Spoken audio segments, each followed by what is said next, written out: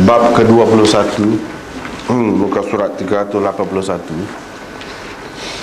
Bab bersembahyang dengan melapik sejadah kecil. Imam Bukhari dengan sanadnya meriwayatkan daripada Abdullah bin Shaddad daripada Maimunah, katanya Rasulullah sallallahu alaihi wasallam selalu bersembahyang dengan melapik khumrah, yakni sejadah kecil. Bab ke-22 bersembahyang di atas tilam. Anas bin Malik bersembahyang di atas tilamnya. Anas berkata, kami selalu bersembahyang bersama Nabi SAW dalam keadaan ada di antara kami orang yang bersujud di atas kain yang dipakainya, yakni kain yang dipakainya sendiri.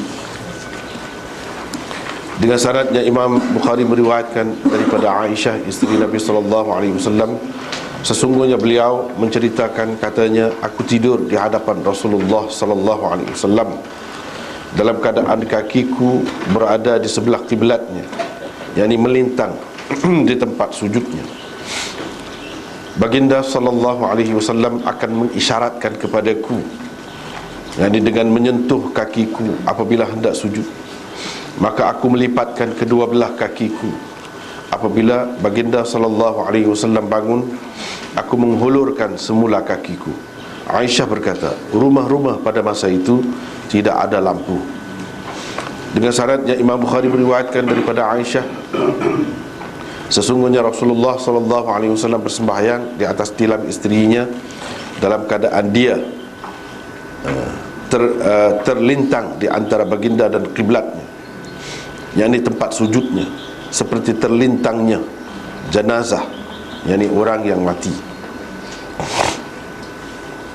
yakni apabila disembahyangkan itu.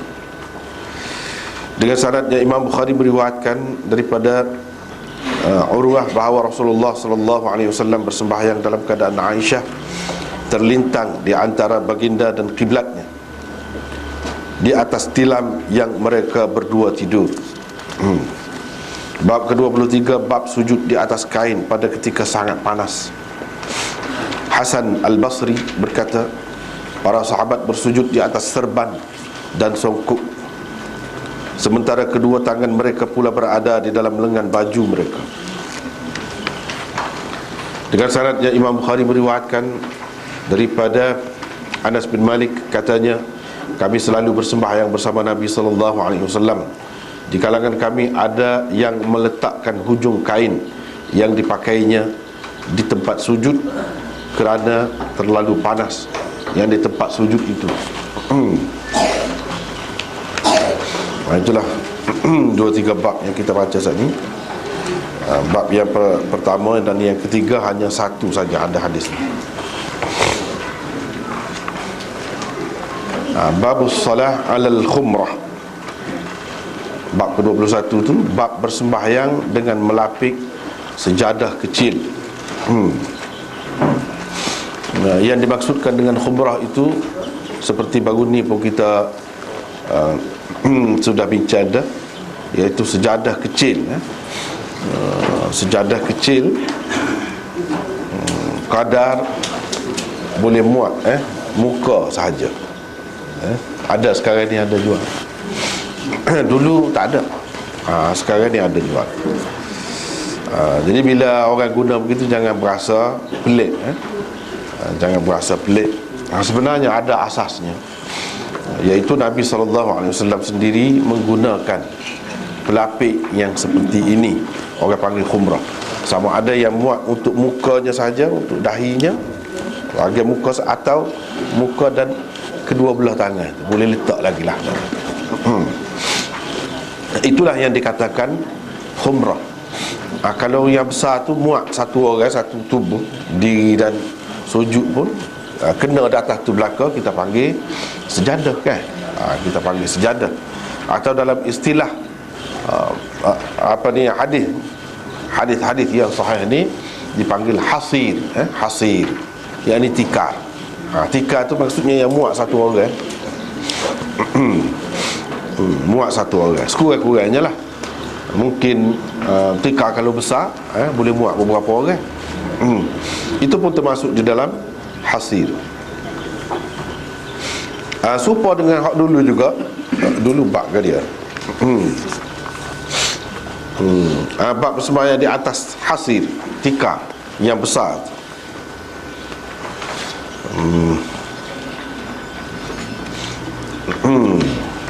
Bab bersembahyang di atas tikar. Sebenarnya yang Imam Bukhari bincangkan sekarang ini, dia ada kaitan dengan beberapa bab sebelum ni. Kalau nak kira kan, sudah memadai dah sebut dulu tu, daripada sini lagi. Bab bersembahyang di atas sutuh, muka surat 369 lagi situ. Dia start situ. Sebab sebelum pada tu pakaian yang dipakai semasa sembahyang, selepas pada tu muka surat 369, bab bersembahyang di atas sutuh, mimbar dan kayu. Situ sebenarnya sudah cukup dah. Yang ni bersembahyang dengan berlapik, lapik sesuatu, tidak terus dahi kita atau muka kita dan tangan kita ni mengenai tanah ataupun bumi, tapi ada sesuatu yang menghalal lah. Kira-kiranya semua ni sembahyang atas tikar, atas khumrah, atas kain. Misalnya kain tu kain isteri yang tidur, kena mungkin kain itu kena jadi sujud tu sujud atas kain dia, selimut dia ke, dia tidur ke, itu kira-kiranya termasuk di bawah tu dah. Tapi apa Imam Bukhari buat suku-suku. Itu cara dia Imam Bukhari ni, cara dia biasalah. Lagu ni lah seterusnya cara dia. Kita kena biasa dengan cara dia, iaitu kalau satu perkara tu sudah hasil dah maksud dia, dengan satu bab saja sudah hasil dah, sudah dapat dah maksud dia.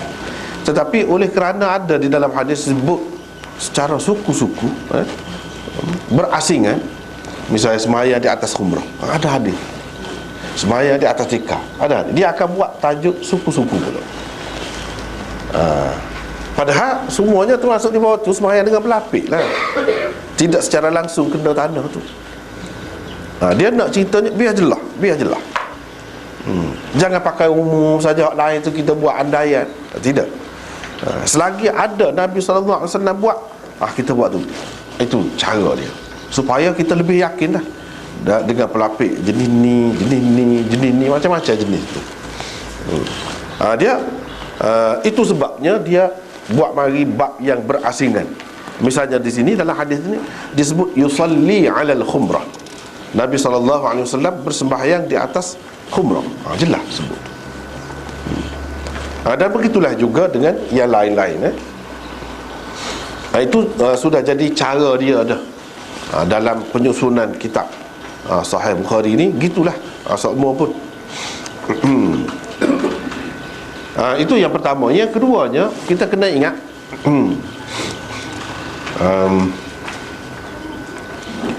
satu perkara yang semua ada pada semua bab. Pada semua bab yang bermula daripada situlah. Bermula daripada bab bersembahyang di atas sutuh tu, muka surat 369 sampai ke sini dan seterusnya lagi. Itu dia nak menghilangkan kekeliruan yang mungkin timbul dalam fikiran orang, dalam fikiran kita ni, orang Islam ni, bahawa dengan sebab adanya satu hadis, ju'ilat liyal ardu masjidan wa tahura, hadis itu, iaitu bumi ini dijadikan untukku dan umatku lah. Dalam riwayat yang lain disebutkan sebagai tempat sembahyang. Jangan kita ingat mesti secara langsung, tanpa berlapik. Takut-takut keliru gitu. Maka dalam hadis tu sebut bumi, jadi mesti kena bumi secara langsung. Jadi kalau tidak secara langsung pun kena ambil juga mana-mana bahagian bumi, tanah, pasir. Kalau kita kata letak tempat sujud tu, jangan fikir begitu. Bahkan sebab bersembahyang di atas semua benda-benda saat ni, pelapik-pelapik saat ni, dikira seperti bersembahyang di atas bumi juga. Di atas bumi juga. Bahkan ia telah dilakukan oleh Nabi SAW sendiri. Jangan kita berasa ragulah tentang sahnya, tentang afdalnya, lebihnya, ataupun kita kata nak jadi kurang, tak usah ragu. Bila Nabi SAW selalu buat, bermakna itu sunnah dia. Sunnah dia. Sekurang-kurangnya menunjukkan benda ni harus, boleh. Kalau tidak ada kelebihan pun. Mungkin dalam keadaan-keadaan tertentu dia ada kelebihan dia. Jadi sunnah tu dengan maksud ada kelebihan dia. Misalnya kalau tempat kita sujud, tempat kita berdiri itu panas, menyebabkan jadi tidak khusyuk sembahyang. Dalam keadaan itu ada pelapik, ada kelebihan dia. Memang pada dasarnya harus, boleh lah kita guna pelapik tu. Tapi dalam keadaan-keadaan tertentu, hukum tu jadi berubah. Jadi ada kelebihan pula, ada boleh pahala pula, sunat pula. Sebab kita bersembahyang di atas pelapik tadi, kita lebih khusyuk. Tempat sujud kita pun tidak, kita kata berkasap. Kalau berbatu mungkin tajam, pasir tu, ataupun panas, mungkin. Dengan lapik tadi kita jadi tenang. Apabila ada ketenangan itu, maka ada juga khusyuk. Dari segitu ada kelebihan. Yang pertama. Yang kedua, ia lebih sesuai dengan tuntutan Nabi SAW sama-sama pun, tuntutan Quran, tuntutan hadis, iaitu supaya bersih. Wa thiyabaka fatahhir, bersucikan, bersihkan pakaian kamu. Qum fa'anzir, bangunlah bagi ancaman. Bangun itu dengan makna berdiri untuk sembahyang pun ialah juga secara umumnya. Wa rabbaka fakabbir, takbirlah, mengagungkan Tuhan kamu. Itu sifat sembahyang tu. Wa thiyabaka fatahhir, dan pakaian kamu kena kamu sucikan. Jadi itu kaitan dengan sembahyang, dia kena suci. Tempat sembahyang pun begitu juga. Kalau di atas tanah secara langsung, kita tak tahu tanah tu macam-macam kan. Diberok oleh binatang-binatang tertentu, walaupun mungkin hilang, walaupun zahirnya tidak ada, tapi sikit sebanyak ada ulat kau gapo kau, kita kata yang lebih bersihnya kalau lapik. Jadi dari segitu, kalau kita nak jaga kebersihan tu, ada kelebihan.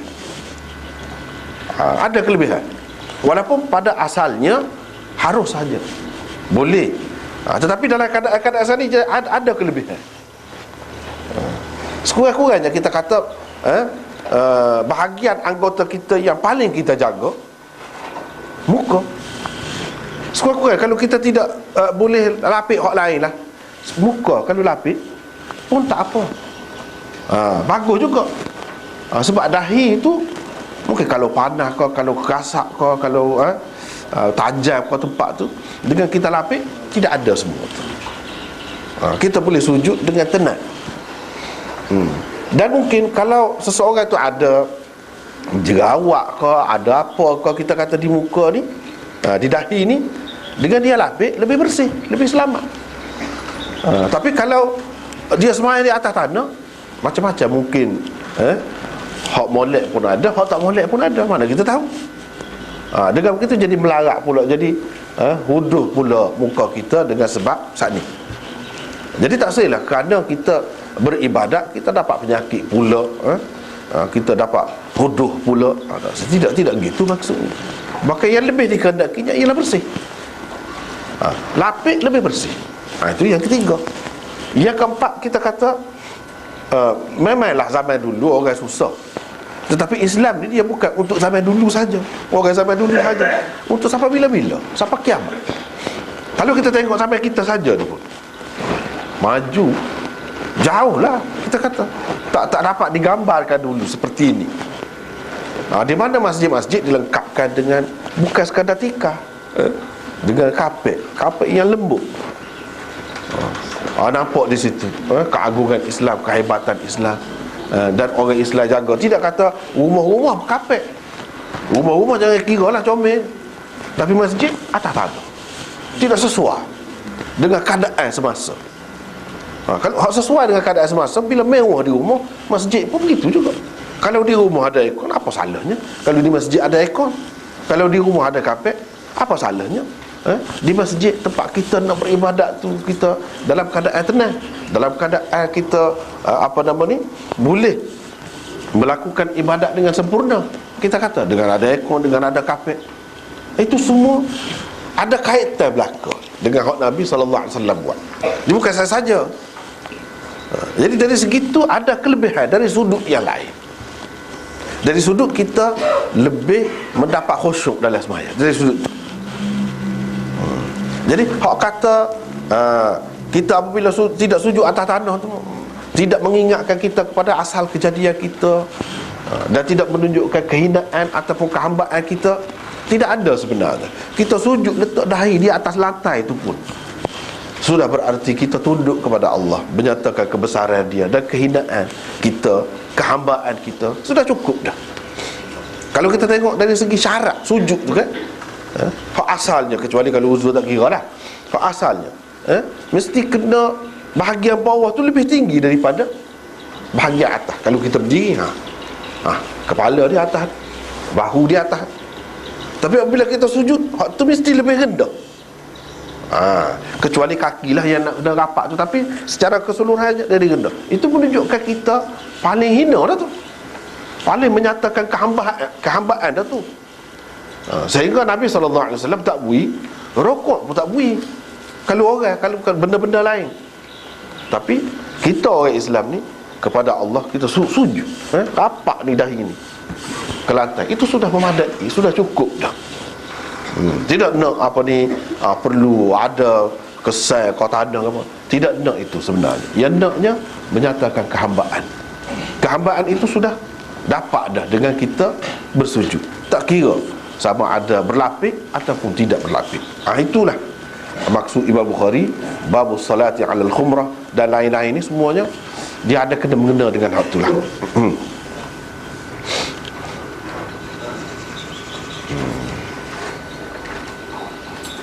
Anda menunjukkan keharusan itu. Yang keduanya, kalau dalam nota ni kita tulis nota nombor 2 baris yang keempat daripada bawah tu, yang keduanya Imam Bukhari nak menolak pendapat sesetengah ulama salaf, seperti Ibnu Mas'ud dari kalangan sahabat dan Umar bin Abdul Aziz yang menganggap makruh bersembahyang di atas tikar atau khumrah. Dia nak tolak.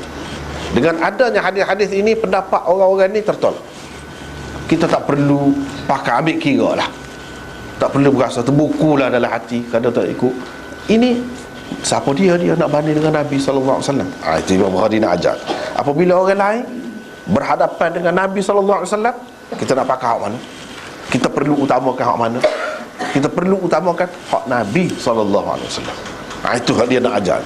Walaupun Umar bin Abdul Aziz hebat orang tu, khalifah yang sangat adil, khalifah yang sangat warak, tetapi kalau bertentangan dengan Nabi SAW, jelas dalam hadis ni ada Nabi SAW bersemayam di atas khumrah, Nabi SAW bersemayam atas tikar, atas sejadah pun ada, orang panggil tinfisah, sejadah baldu, macam kapet dia pakai tu. Bila Nabi SAW ada pakai, tak perlu kita rusing dah dengan sebab ada orang-orang lain buat lagu lain tu. Jadi demon ni diriwayatkan tidak bersembahyang kecuali di atas tanah atau bumi secara langsung tanpa sebarang pelapik. Kalau kebetulan dia sembahyang tu atas pelapik, juga dia akan ambil tanah ataupun pasir, letak tempat sujud dia sekurang-kurang. Itu cara amalan Umar bin Abdul Aziz untuk menunjukkan kehambaan dia, kehinaan dia. Tetapi itu pendapat dia, tak apalah, kita serah ke dia lah. Dia pun tidak kata wajib, cuma dia berasa lebih sedap hati begitu. Sebab tadilah itulah Imam Bukhari takut orang kata dengan sebab ada ju'ilat liyal ardu masjidan wa tahura tu jadi mesti. Kalau tidak mesti pun ada kelebihannya. Kita kena ingat yang lebih ialah yang dibuat oleh Nabi SAW. Nabi tidak sama-sama sembahyang atas tanah, atas pasir, bahkan dia sembahyang tu macam-macam, atas khumrah dan sebagainya. Bagi Bukhari adalah nota 382 tu, bagi yang ketiga datang tu, bagi Bukhari tiada pendapat melebihi hadis Nabi SAW, dan tiada amalan mengatasi amalan Nabi SAW. Tak ada. Kita pun kena pegang hak itulah.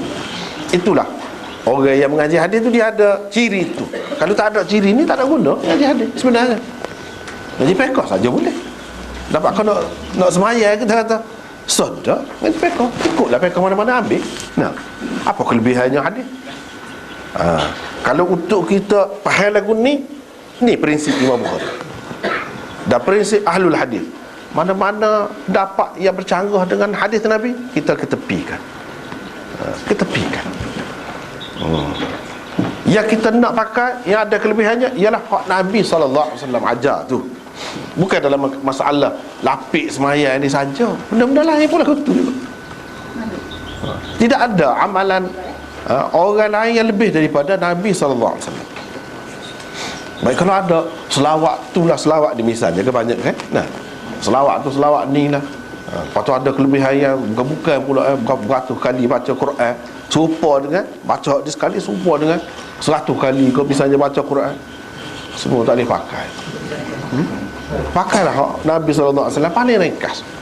Jangan kita berasa selawat ni lebih, selawat ni lebih. Hak Nabi ajar adalah hak sahih setara mana?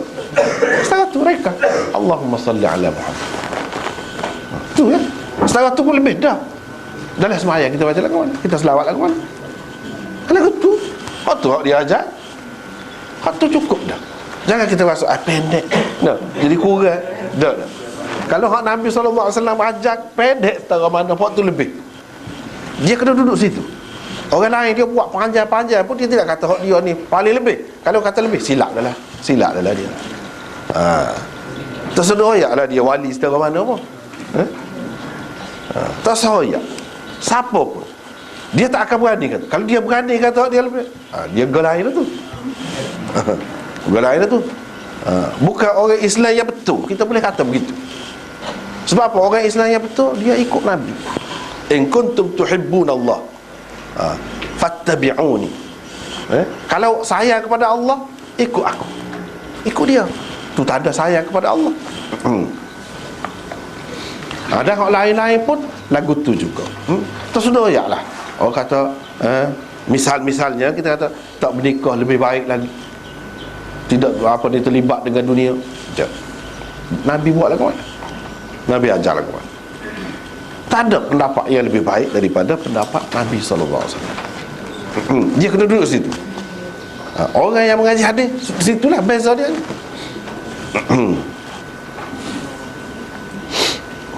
Yang ketiga iaitu hak tadilah kita sebut bumi tadi.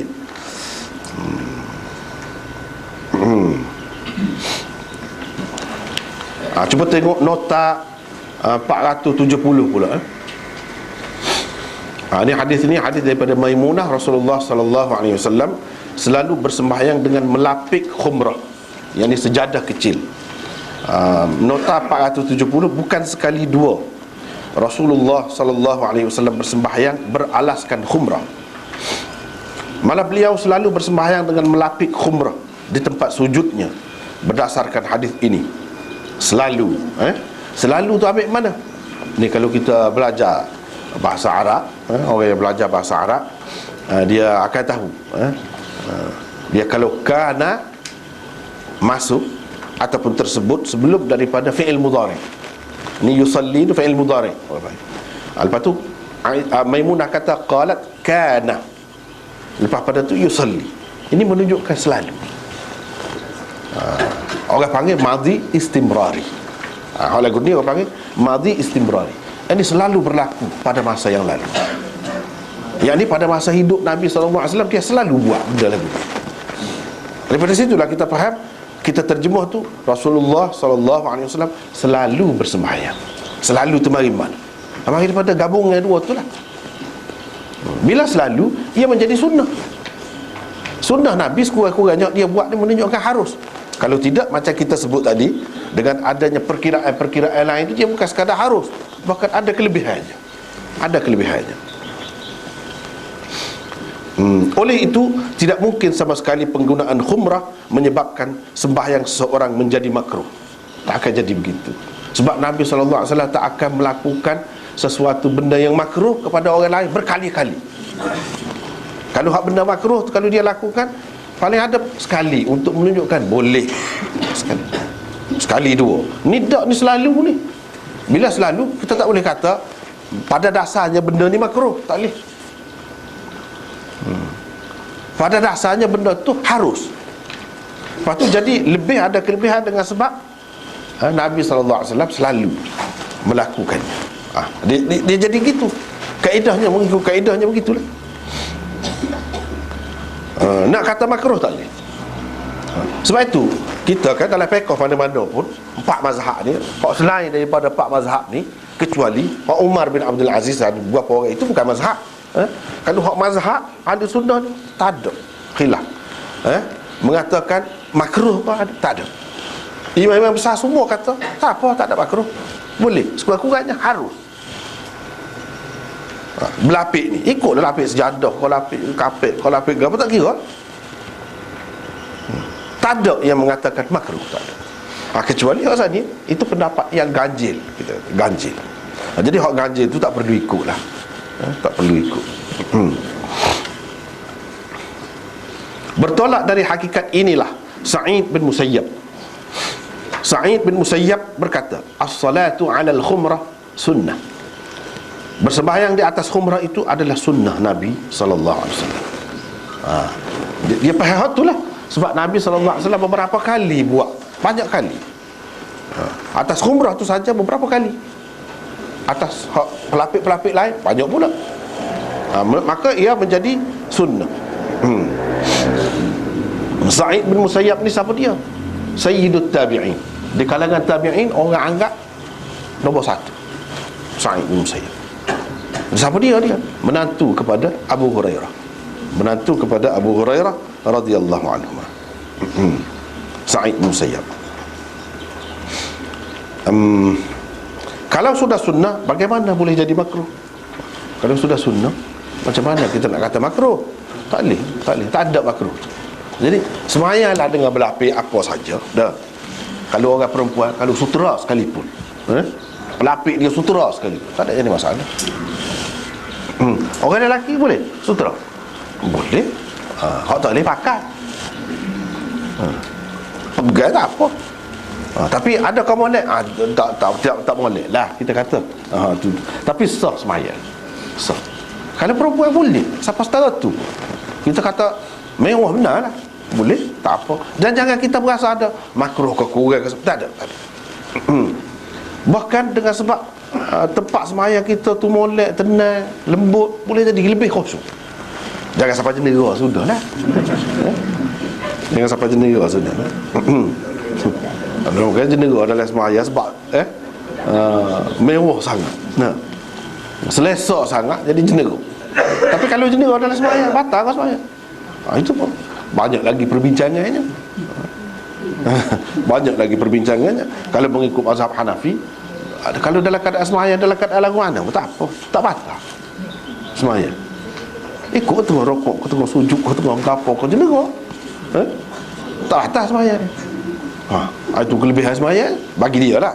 Orang lain, lagu lain tak secai lah tu. Jadi bila lagu ni kita boleh nak pakai sama pun boleh. Cuba tengok kan. Kalau mengikut mazhab Syafi'i, dia kata memang ada kelebihan kalau pagi jemaah tu kan, baca surah Sajdah tu. Banyak masjid-masjid tempat kita ni baca sama. Baca sama. Padahal pasti kau setiap kali pagi Jumaat tu Nabi SAW baca tu? Tak juga. Sebab itu dalam mazhab lain dia kata tak boleh buat sama lagu tu. Sebab Nabi tidak buat sama. Tidak buat setiap kali Jumaat. Tapi kalau orang buat, salah? Tidak salah. Sunnah. Walaupun Nabi tidak buat tiap-tiap kali Jumaat. Supaya juga dengan hak ni. Walaupun Nabi SAW tidak setiap kali semayang tu dia berlapik. Ada juga dia semayang atas tanah. Tetapi banyak kali dia guna gini ni. Bila banyak kali, kalau kita pakai sokmo pun tak apa. Sebab itulah mazhab Syafi'i dia kata sokmo pun tak apa. Kalau semayang lagu tu ada kelebihan. Mana ke dia?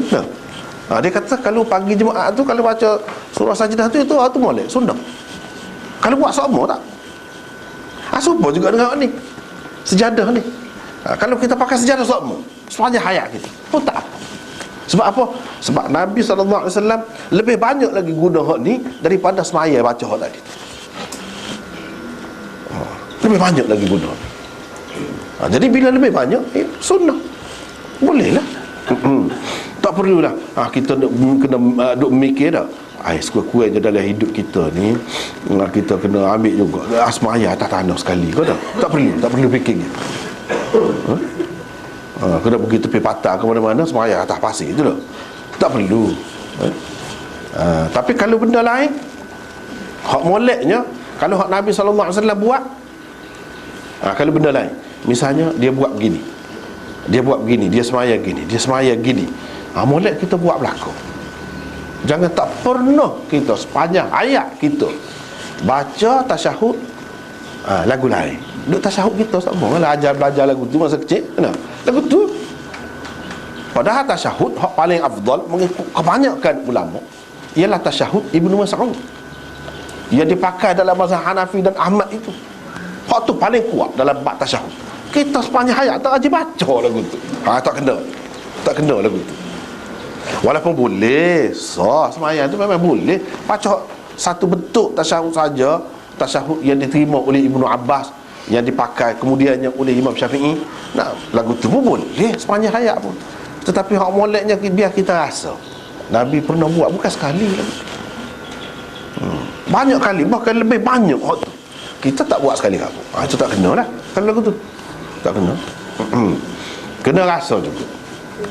Itulah yang dipesan oleh guru saya dulu semasa belajar dulu. Kalau kita belajar hadis ni, gapo-gapo kita jumpa Nabi buat, kata dia, kena buat sekurang-kurangnya sekali. Jangan tak buat langsung. Dia ada cita rasa dia sendiri, ada kelebihan dia sendiri, ada keistimewaan dia sendiri. Jangan kita ingat padan dengan hal ni.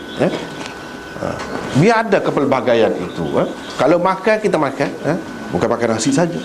Tapi sekarang ni lagi mewah kan, makan roti tu macam-macam pula. Tahu? Makan. Tak apa dah Tuhan beri. Rezeki makan. Jangan tak makan. Jangan tak makan. Jadi tak tahulah. Padahal Nabi tak ajar makan nasi. Dia makan roti.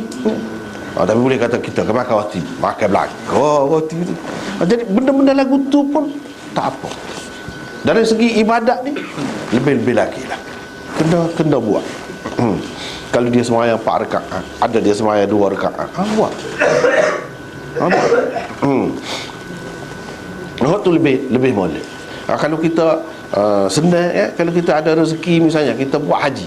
Sekali ni kita buat haji di tamattu. Kali yang lain kita buat haji lain.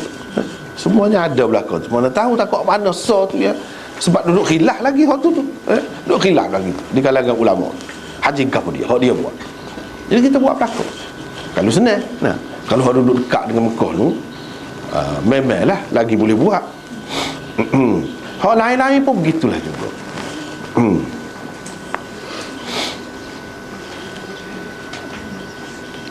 Bab bersembahyang di atas tilam, atas lembek, kita kata sembahyang atas lembek, boleh ke tidak? Lembek ni tebal ni. Jadi pelapik tadi tu nipis ya, tikar ke apa. Ni tebal ni. Kita kata kalau lembek tu jenis nyunyuk pula kan dah. Lagu mana? Lembek tu atas katil. Katil tu pakai spring nyunyuk. Lagu mana? Imam Bukhari pelik-pelik dia. Dia nak layak gap. Semaya di atas tilam. Lepas tu dia apa kata? Anas bersembahyang di atas tilam ni. Ini sahabat besar ni.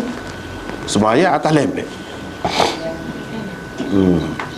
Anas berkata, kami selalu bersembahyang bersama Nabi SAW dalam keadaan ada di antara kami orang yang bersujud di atas kain yang dipakainya sendiri. Kain yang dipakainya sendiri. Dia kata ada lagu tu. Misalnya kita kata ni lengan baju ni kan, ada lengan lebih besar lagi. Sujud tu sujud atas lengan baju. Boleh ke tidak? Ini benda pelik. Tak apalah. Kita tengok ada nota di sini 471. Bab ini adalah kemuncak daripada beberapa bab yang lalu. Bab yang lalu menampilkan alas sembahyang yang terdiri daripada benda-benda nipis atau keras, seperti tikar ke apa tu. Bab ini pula menampilkan benda-benda tebal dan lembut seperti pelapik tempat sembahyang, sebagai pelapik tempat sembahyang, seperti tilam, lihaf, toto dan sebagainya, kita kata. Kalau sampai sekarang di toto, kita kata sembahyang berdasarkan benda-benda tebal dan lembut seperti itu juga harus dan sah jika ia bersih dan suci. Itu je syarat dia, bersih, suci. Itu tebal kau nipis kau tak cara. Boleh, asalkan kita boleh lekatkan. Jangan tak boleh nak melekat, tak boleh nak tekan, tak boleh. Kalau kita boleh tekan sekadarnya, cukup dah. Kira-kiranya kita tekan dengan dahi kita tu, kalau kapas lah, kapas yang terbuka begitu, dia jadi keping, cukup. Setara tu.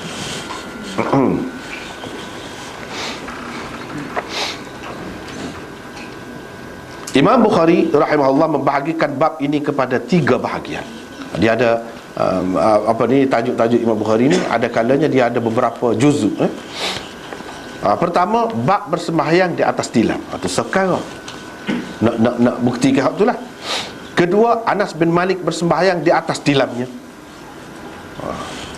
Ketiga, Anas berkata, kami selalu bersembahyang bersama Nabi SAW dalam keadaan ada di antara kami orang yang bersujud di atas kain yang dipakainya sendiri. Bahagian pertama untuk menyabitkan keharusan bersembahyang di atas tilam dan menafikan kemestian bersembahyang di atas tanah atau bumi. Dia nak tu kan, bila Imam Bukhari nak royak gapo-gapo kan, macam-macam cara. Nak buktikan gapo-gapo, nak menyabitkan gapo-gapo, dia guna macam-macam cara. Tidak sekali, banyak kali dia akan tekan. Bahagian kedua dibawakan sebagai bukti kepada harusan bersembahyang di atas tilam, dan ia tidak khusus dengan Nabi SAW. Takut kita kata Nabi SAW sembahyang atas lembek dia. Tak apalah, itu dia khusus untuk dia, orang lain tak boleh. Sebab itu dia mari Anas bersembahyang di atas tilamnya, menunjukkan sembahyang atas lembek ni tidak khusus untuk Nabi. Kalau khusus untuk Nabi, apa ya sahabat dia sembahyang lagu tu juga? Menunjukkan tidak khusus. Dan kalau orang nak kata itu boleh jadi suatu ketika dahulu Nabi SAW sembahyang di atas tilam dan dia benarkan sembahyang atas lembek, tapi kemudian sudah mansuh hukum tu, boleh jadi orang kata gitu. Kalau mansuh, Anas tahulah macam mana. Kalau mansuh, tentu kemudiannya sahabat-sahabat tak buat, ni dia duk buat lagi, menunjukkan tidak mansuh benda tu. Itu buat apa perkara. Kenapa dia tidak mari dalam tajuk ni Nabi sembahyang atas tilam, padahal memang ada sembahyang. Sebab kalau awak mari royak kata Nabi sembahyang atas tilam, ada 2 kemungkinan. Satu, orang kata ini khusus dengan Nabi. Yang kedua, mungkin orang kata sudah mansuh. Jadi dengan dia awak mari Anas bersembahyang di atas tilamnya, dia nak hapuskan kedua-dua kekeliruan saat ni, ataupun anggapan saat ni. Dia nak menghapuskan waktu lah. Yang ni nak kata khusus tak boleh, nak kata mansuh pun tak boleh. Kalau mansuh, tentu sahabat tak buat. Ni Anas buat. Kerana Anas bersembahyang di atas tilamnya selepas kewafatan Rasulullah sallallahu alaihi wasallam. Nanti ini berselawat ni kan? Tidak nanti selawat suku ni, bila-bila kita baca sebut Nabi sallallahu alaihi wasallam, selawat lah. Boleh dah. Kelebihan selawat tu boleh dah. Tidak nanti panjang-panjang. Kita hak mengaji hadis ni dah sebenarnya ada keistimewaan. Sebab apa? Selalu berjumpa Nabi sallallahu alaihi wasallam. Itu kelebihan. Secara tidak langsung selawat, secara tidak langsung pun boleh juga pahala. Tidak kata kena tumpu betul faham makna dia. Tidak lagi. Dia 2 perkara ulama-ulama sebut tak faham makna dia, kita tidak tumpu pun kepada apa yang kita baca tu, boleh pahala 2 perkara. Hak lain dia kena tawajuh, kena perhati, ingat makna dia. 2 perkara ni Quran sah, selawat sah. Quran sah tak faham pun boleh pahala. Kalau faham, kau boleh banyak. Tak ingat apa-apa pun pengajaran apa-apa bela-bela macam, boleh pahala semacam. Tu Quran nombor 1. Nombor 2 selawat. Selawat ni tidak ada jumlah mana lagu sana. Sallallahu alaihi wasallam. Sudah.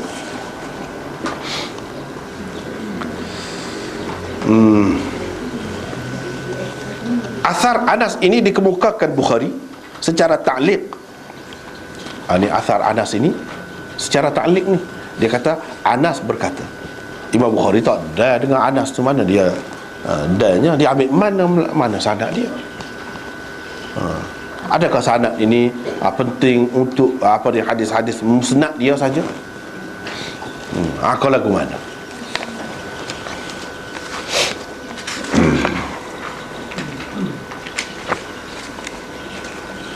Tidak, bahkan hak ni pun penting juga. Cuma Imam Bukhari ada kalanya dia mari dalam tajuk bab dia tu secara ta'liq untuk meringkaskan. Bukan berarti setiap yang dia sebut di dalam tajuk dia tu tidak sahih. Tak. Ada kalanya hak dia sendiri sebut, kemudiannya dengan sanad yang lengkap. Cuma di sini dia nak meringkaskan. Tapi ada kalanya ada juga hak dhaif dalam tajuk ni. Jadi kalau orang kata Sahih Bukhari ni tidak mengambil kira dalam tajuk ni, tapi mengambil kira haddatsana.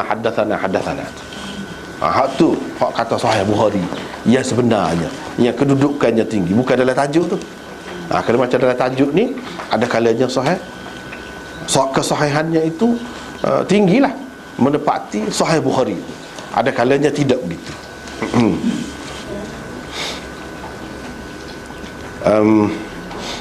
Lepas tu kita tengok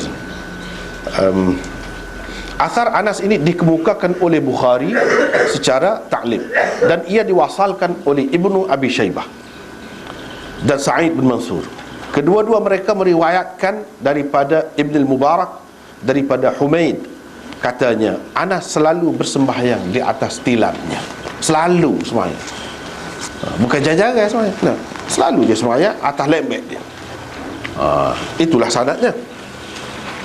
Daripada Ibn al-Mubarak, daripada Humaid. Humaid itu orang panggil Humaid At-Tawil. Nabi SAW sendiri semasa hayatnya sering bersembahyang di atas tilam, seperti dapat kita lihat di dalam hadis-hadis di bawah bab ini. Di bawah bab ini, hadis-hadis ini jelas menunjukkan Nabi SAW bersembahyang di atas lembek. Bukan cerita Anas saja, tapi Imam Bukhari buat mari Anas dalam tajuk tu tadilah maksud tadi, dengan maksud tadi. Takut orang kata ini khusus dengan Nabi SAW. Yang keduanya takut orang kata sudah mansuh. Tidak begitulah maksudnya. Tilam yang diguna oleh Rasulullah SAW untuk bersembahyang itu bukan tilam khusus, bukan lembek khusus untuk sembahyang. Dah, lembek yang dia guna buat tidur. Lepas tu dia guna buat tidur, takut orang kata dia guna buat tidur sore dia Dah, sebab tu dia mari mula-mula dia mari hadis mula-mula dia tak ada sebut atas lembek ke atas kap. Hadis yang kedua ada sebut dia bersembahyang di atas lembek ataupun tilam isterinya. Hadis yang ketiga dia bersembahyang di atas tilam yang diguna oleh mereka berdua. Tilam tu buat tidur oleh kedua-duanya. Dia kotor. Dia nak ceritakan, takut orang kata takkanlah semayang atas tilam dia tidur sekali dengan isteri dia. Kalau tilam hak dia tidur sekali dengan isteri dia, mungkin ada kekotoran kau di situ. Sebab misalnya kita kata bila suami isteri tidur tu, dia mungkin ada keluar air mazi ke apa. Air mazi tu najis, seperti kita sudah maklum dah. Bahkan mengikut Imam Bukhari, air mani pun najis, seperti yang kita sudah bicara dalam bab taharah dulu. Bagi dia dalam keadaan banyak sangat ni kemungkinan ada najis ni, takkan Nabi SAW nak semayang atas lembek. Lepas tu lembek hak dia buat tidur sekali dengan bini dia pula tu.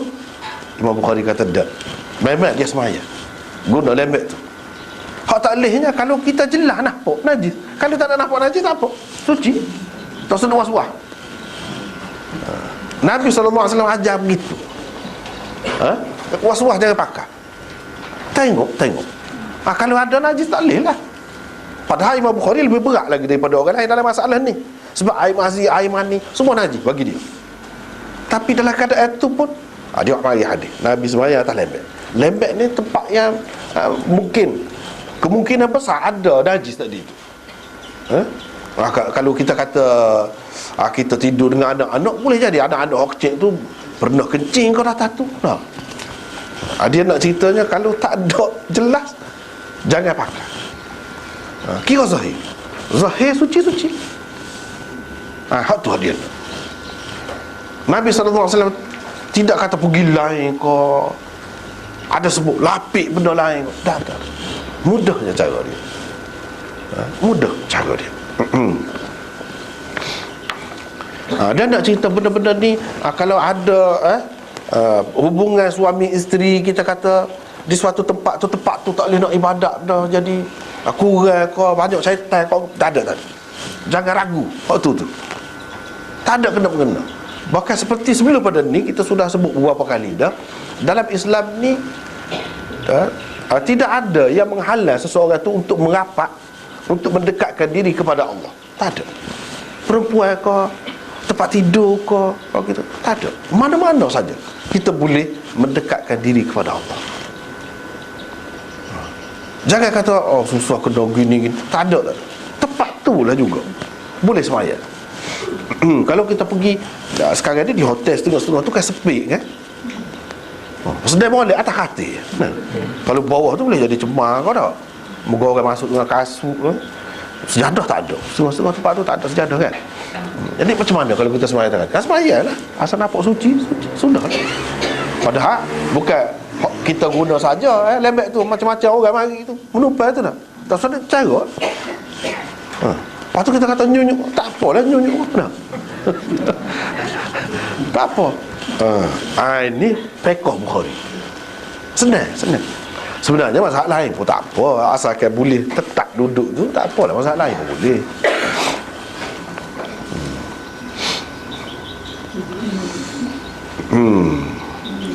Tetapi ia adalah tilam yang digunakan oleh beliau dan isterinya untuk tidur. Bahagian ketiga pula adalah untuk menyatakan keharusan bersembahyang dan bersujud di atas kain, sama ada kain itu merupakan sebahagian daripada yang dipakai seseorang atau tidak. Ta'liq ini diwasalkan oleh Bukhari sendiri di dalam bab selepas ini. Ana sebut tadi. Melalui bahagian ketiga ini, Bukhari sebenarnya mahu menolak pendapat Syafi'i dan Syafi'iyah yang mengatakan tidak sah sembahyang orang yang bersujud di atas sebahagian daripada kain atau pakaian yang dipakainya. Orang panggil thawb muttasil. Dalam istilah kitab-kitab ni. Kecuali kalau dia bersujud di atas hujung kain misalnya yang sangat panjang dan tidak bergerak dengan pergerakannya, baru tak apa, baru tak batal sembahyang. Mereka juga membezakan di antara kain atau pakaian yang dipakai dan yang tidak dipakai oleh seseorang yang bersembahyang. Seseorang yang bersembahyang hanya boleh bersujud di atas kain yang tidak dipakainya. Orang panggil thawb munfasil. Dalam fiqh Syafi'i memanglah, kalau kita belajar fiqh Syafi'i kan tak boleh. Ni misalnya ni kita nak sujud ni, sujud atas ni. Ni hak kita pakai ni. Apabila kita gerak tak gerak ni. Ni kain ni bersambung dengan tubuh kita. Orang panggil thawb muttasil, bukan munfasil. Kalau serban suku, suku tu serban, kau sejadah kau suku, kita apa pelapik. Kita nak lapik dahi kita tak apa. Tengah sembahyang kita ambil lapik, tak apa. Tengah sembahyang pun. Kalau daripada awal sembahyang, sebelum sembahyang, lagilah boleh. Sebab itu thawb munfasil, kain yang terpisah daripada tubuh kita, bukan merupakan pakaian yang kita pakai semasa sembahyang. Tapi kalau pakaian yang kita pakai semasa sembahyang, tak boleh. Jangan buat mudah-mudah. Kalau nak ikut fiqh Syafi'i memang lagu tu tak boleh. Misalnya lengan baju ni kita panas, kita pun sejak tu tak boleh, tak sah sembahyang. Itu thawb muttasil. Imam Bukhari nak cerita tak, bagi dia tidak, tak batas sembahyang, sah. Dan itulah pendapat jumhur ulama sebenarnya. Majoriti ulama kata tak batal. Syafi'i dan segelintir sebenarnya, tak ramai, mengatakan tak boleh kalau hak bersambung dengan tubuh kita. Kalau serban, kalau seseorang tu pakai serban, pakai serban, baiklah hujung serban, ekor serban, dia ambil buat lapik, tak boleh. Sebab itu dipakai oleh dia, bersambung dengan tubuh dia tu. Dan ekor serban tu bergerak bila dia bergerak kan. Kecuali diandaikan saat ni, disebutkan saat ni dari segi fiqh Syafi'inya, kalau katakan ekor serban itu panjang terlajuk. Nah, panjang terlajuk. Kalau dia bergerak bangun caca, rokok, sujud, hujung dia tu tak bergerak. Ada kau orang pakai lagu tu dah. Tak secara lah dah. Ni kira fiqh. Boleh kita ambil ujung saat ni, kalau panjang saja ujung tu, ujung dia tu. Kita libah marilah ke depan dia dah. Sujud atas tu. Baru tak apa. Kalau ia ada di tubuh kita, dia kena setara tu. Agak kalau baju dah kena besar benar dia dah. Gerak ni bila tangan gerak, dia gerak besar setara mana pun. Kalau mungkin tidak bergerak tu pun, ujung serban ni, ekor serban ni lah, hak panjang terlajuk. Panjang setara mana serban, orang pakai dah. Jadi makna tak boleh lah. Imam Bukhari secara halus dia nak ayat tidak begitu. Sebab apa? Sebab Anas katakan ni, cuba perhati. Kunna nusalli ma'an Nabi sallallahu alaihi wasallam fayasjudu ahaduna ala thawbih. Apa dia kata? Di antara kami, kami selalu bersemayam bersama Nabi sallallahu alaihi wasallam dalam keadaan ada di antara kami orang yang bersujud di atas kain yang dipakainya sendiri. Kain yang dipakainya sendiri. Tetapi orang-orang Syafi'i dia tak boleh ni, kata, mana jelasnya atas kain yang dipakai dia? Cuba perhati pun. Itu awak terjemah, kata dia. Kalau kita terjemah, kita tidak kata begitu. Mungkin dia bersujud di atas kainnya. Tidak semesti kain itu dipakainya. Mana dia sebut sini? Kain yang dipakainya masa semayan, atas kain dia. Kain dia hok duduk atas tikar sana di sebelah tu. Boleh jadi dia ambil tu, dia lapik tu. Kain dia juga ke bang? Tidak semesti kain yang dipakainya. Itu bantahan daripada pihak Syafi'i dan Syafi'iyah. Dia kata ini kain dia, milik dia, bukan makna semestinya dia pakai. Tapi kita kata tidak. Kita kata tidak. Satunya, masa tu susah. Semasa bersemayam dengan Nabi sallallahu alaihi wasallam tu, di zaman Nabi ramai yang susah. Jadi kalau nak ambil kain suku tu tak ada. Tubuh dia pun ada selak je kain. Nak ambil mana? Kalau ada orang lain pakai dah lah. Tak ada. Ada tubuh dia. Lepas pada tu fayas judu. Kami selalu bersemayam dengan Nabi SAW. Fayas judu. Fa tu fa gap. Kalau orang mengaji bahasa Arab, dah Arab, dia tahulah. Fa tu gap dia. Kalau kain tu suku, dia tidak guna fa ni. Fa ni selalu bila sujud tu kan selalu lapik. Lepas pada sujud tu lah. Lepas semaya fayas sujudu ahaduna ala thawb. Lepas pada sujud dia gunalah. Takkanlah dalam masa tu nak ambil kain lain. Ni cepat ni. Kalau ambil kain lain dia tidak guna begini. Ini menunjukkan pakaian yang dipakainya sendiri. Lepas tu kok mana-mana pun dia dia tak setimu. Tak jelas lagi. Tak jelas lagi tu Imam Bukhari buat mari bab kemudiannya pula. Memang cara dia tahu dah orang akan kata begitu. Tu dia buat mari bab sembahyang di atas kain, sujud di atas kain ketika terlalu panas. Hasan kata sahabat-sahabat ni sujud atas serban. Serban ni kain suku kau. Serban ni yang dipakai lah. Kita kata serban ni boleh jadi suku. Dia ambil pecak tu dia letak situ. Sokok. Dia sokok. Lepas pada tu tangan dia duduk dalam lengan baju dia. Tangan. Ni kain suku kan ni. Sokok tu lepas sokok ke situ dah. Biar jadi terpisah dulu daripada tubuh kita. Kalau ke mana? Sebab tu dia mari pula bab selepas. Dia tahu dah orang akan kata begitu. Tetapi bagi dia sudah cukup dah ni. Tengok kepada perbuatan Anas sendiri. Dia buat lagu mana? Dia ambil kain suku kau. Tak. Dia guna kain hak dia pakai tu lah. Lengan baju apa dia guna hak tu. Ini semua menunjukkan bahawa bersujud di atas as-saubul muttasil, orang panggil. Kain yang bersambung, yang berada di tubuh kita, yang dipakai oleh kita. Sujud di atas kain itu tak apa. Sah.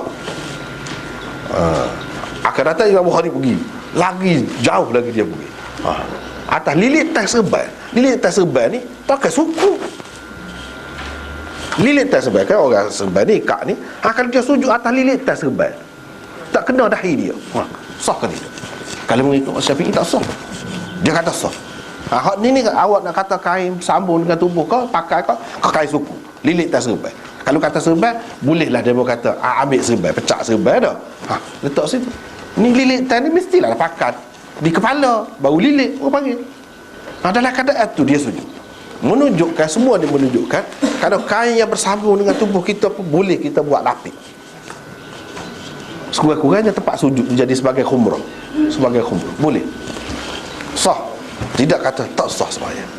Dan kita perlu tahu hak lagu ni, hak kata sah ni, adakah minoriti? Tak, bukan minoriti.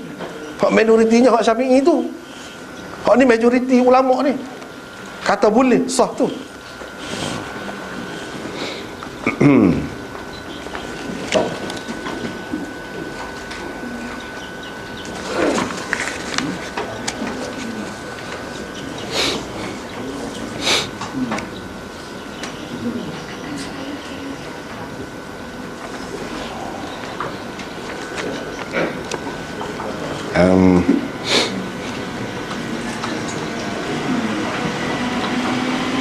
Itu orang panggil as-saub muttasil.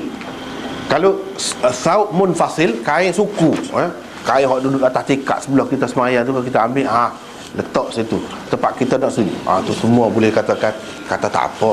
Ataupun serban yang kita pakai, kita pun pecah gitu, kita sebar gitu kan, kita pun pecah lepas depan tempat kita sujud, tu tak apa, semua kata tak apa. Kalau lagu tu, kalau sudah terpisah daripada tubuh, tidak nama pakai lagi lah.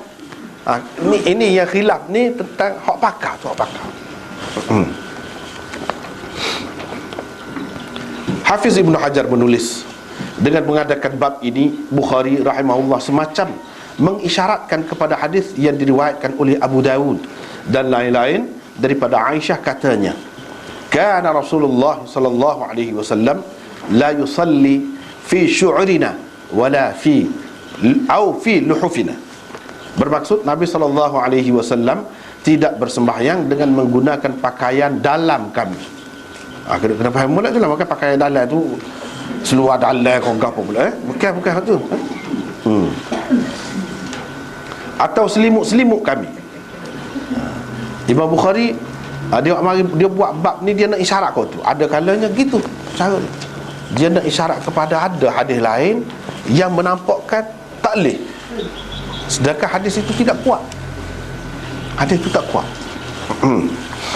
Ni kan hadis ini bagi beliau tidak sabit, atau pada pandangan beliau ia adalah hadis syadz dan mardud, tertolak. Abu Daud juga telah menerangkan illatnya, yakni kecacatan yang terdapat pada isnadnya, iaitu Muhammad bin Sirin. Bila orang tanya dia ni, dia kata dia tak pasti, lama dah dia dengar ni, dia pastikan dengar orang lain lah. Jadi dia tak pasti. Itu sah. Yang keduanya, kalau kita kata hadis itu, kalau nak kira dari segi sanad dia, okey, sanad dia tu tak apa. Cuma kalau satu hadis yang sahih bercanggah dengan hadis yang lebih sahih lagi dan lebih banyak, maka hadis itu orang panggil syadz. Dhaif jugalah, sejenis hadis dhaif juga, walaupun sanad dia tu sahih. Misalnya hak ni, kalau kita tak mengambil kira Ibnu Sirin itu dia ragu, tak mengambil kira hak tu, kita kata memang dia ingat molek lah, pun ia bercanggah dengan hadis sekian banyak hadis Nabi sallallahu alaihi wasallam yang lain. Jadi dia jadi syadz ataupun mardud, tak boleh pakai lah. Jadi kita nak terangkan, menggunakan pakaian dalam kami, tidak bersembahyang dengan menggunakan pakaian dalam kami, itu maksudnya dalam bahasa Arab ni dia gini, dia ada dua pakaian ini. Satunya syiar, orang panggil syiar. Kita duk faham syiar ni, syiar Islam je. Dah, hak tu lain, hak tu pun ialah salah satu makna dia.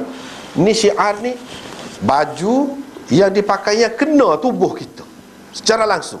Misalnya kita kata baju panas, tu kena tubuh kita. Hak luar ni tak kena ni, dia dilapisi dengan baju hak dalam tu.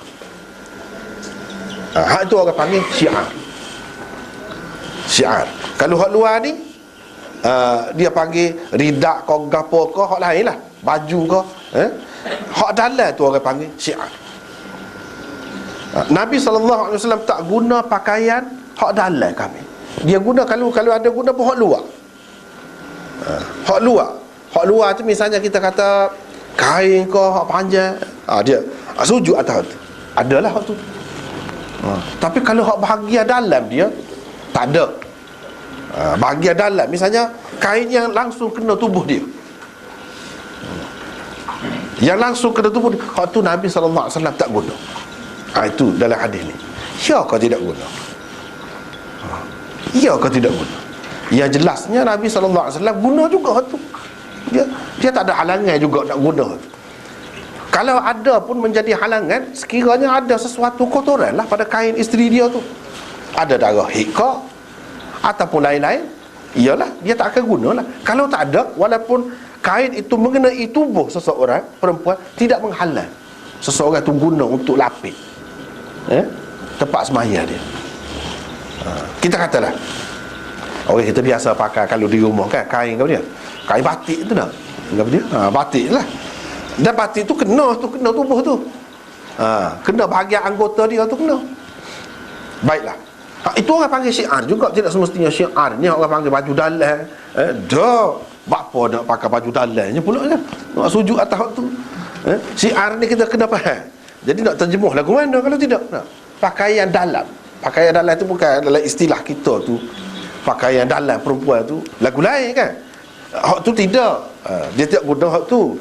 Yang kena tubuh ni. Misalnya kita kata kain batik, bolehkah tidak kita nak buat sejadah untuk sembahyang? Boleh ke?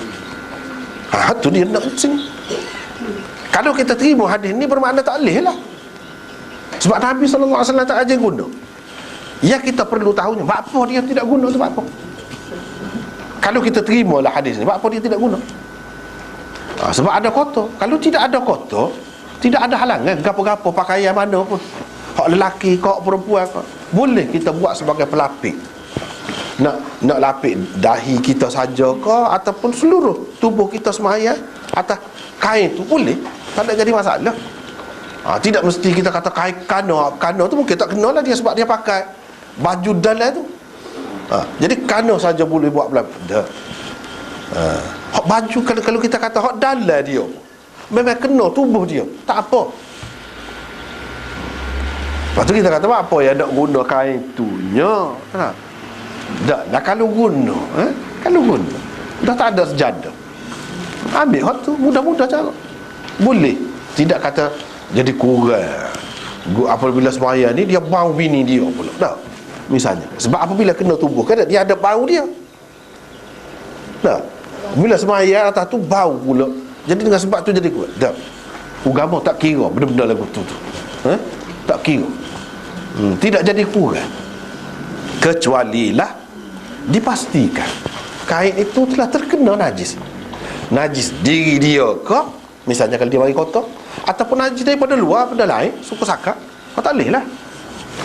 Kecuali itu. Kalau tidak. Ini nak cerita lagi, halangan perempuan ini dalam mendekatkan diri kepada Allah tidak ada. Ada apa pun. Dan Nabi SAW banyak kali guna lagu ni juga ni. Kalau hadis ni sahih, sanad dia kita terima, maka ia termasuk dalam hadis syadz orang panggil, atau hadis matruk, tak boleh pakai walaupun sahih. Banyak hak lagu ni ulama tak sepakat sahih, tapi dia tak sepakat. Misalnya Imam Malik dia kata at-tasbih lirrijal wa tasfiq lin-nisa. Dia tak pakai tu. Hadis tu sahih. Dia tak pakai. Kalau tu imam salah dalam sembahyang, orang lelaki tu subhanallah, orang perempuan tepuk tangan. Tepuk tangan. Tepuk gini bukan gini. Gini. Tepuk gitu. Kebanyakan ulama pakai tu. Termasuk Imam Syafi'i, imam lain pun pakai tasfiq. Yang ni orang perempuan tidak tegur subhanallah, tidak kata gitu. Tapi Imam Malik kata tak. Apa? Tepuk-tepuk tangan adalah sembahyang. Tak sesuai itu dengan sembahyang tu. Jadi orang perempuan lah ke mana? Tegurlah subhanallah juga kata dia. Tegurlah. Lagu mana? Subhanallah. Kata subhanallah juga. Lepas tu bunyi sorang pun tak apa. Dimaafkan di situ, dibenarkan. Jadi hadis tu dia kata dia ada latar belakang lain, cerita lain waktu tu. Orang ada dia faham gitu. Orang lain faham lagu lain, biarlah, masing-masing lah. Tapi dia tak faham gitu. Ya Nabi SAW kata at-tasbihu lirrijal wa tasfiq lin-nisa. Tu dia ada latar belakang dia. Orang panggil asbabul wurud. Kalau Quran dia ada asbabun nuzul. Apa dia ayat ni turun ni ada cerita ke di sebalik turun ayat ni? Itu asbabun nuzul. Hadis pun dia ada juga lagu tu, asbabul wurud orang panggil.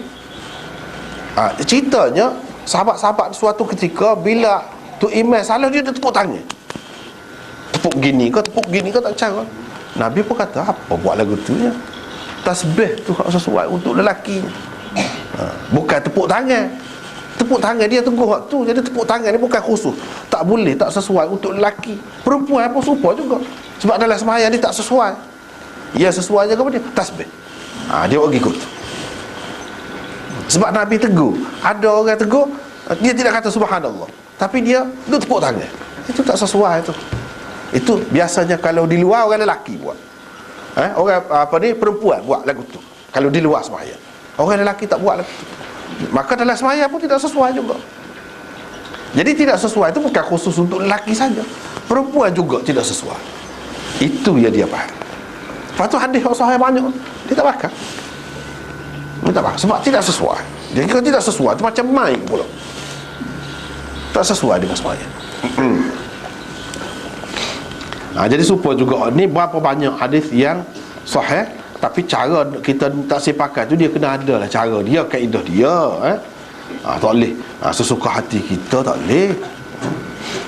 Jadi orang-orang yang mengaji, orang-orang yang pandai dia boleh tahulah ni lagu mana, ni lagu mana. Kalau orang nak perakak kita pun boleh jadi melalui dia buat sanad hadis. Comel molek dah. Kita kena tengok lagi banyak sudut lain yang ada kaedah dia.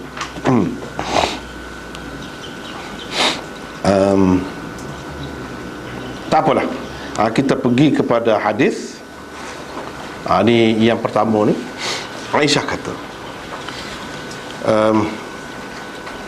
sesungguhnya beliau menceritakan, katanya aku tidur di hadapan Rasulullah sallallahu alaihi wasallam dalam keadaan kakiku berada di sebelah kiblatnya, yakni melintang di tempat sujudnya.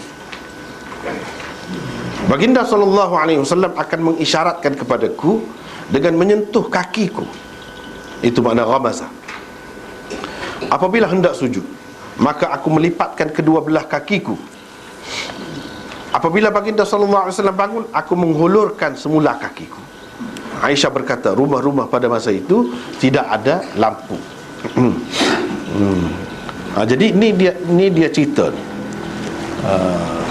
Aisyah duduk tidur depan Nabi sallallahu alaihi wasallam. Di sini dia tak sebut tidur tu atas apa. Kira-kiranya atas tilam lah. Atas tilam. Sebab Aisyah walaupun tak sebut sini, dalam dua riwayat selepas ni memang jelas sebut lah atas tilam. Sebab orang tidur ni bukan separuhnya atas tilam, separuhnya di bawah tilam. Bila dia kata di bahagian kaki dia tu tempat Nabi sujud, bermakna dia melentai begitu. Kalau kita kata kok di kiblat, kok di kiblat. Jadi kaki dia tu kena tempat sujud Nabi. Jadi kalau tubuh dia duduk atas tilam, kaki dia pun atas tilam lah juga. Takkan kaki dia tu di bawah tilam. Kalau lagu tu dia tidur separuh lah, separuh tilam. Dia tidak.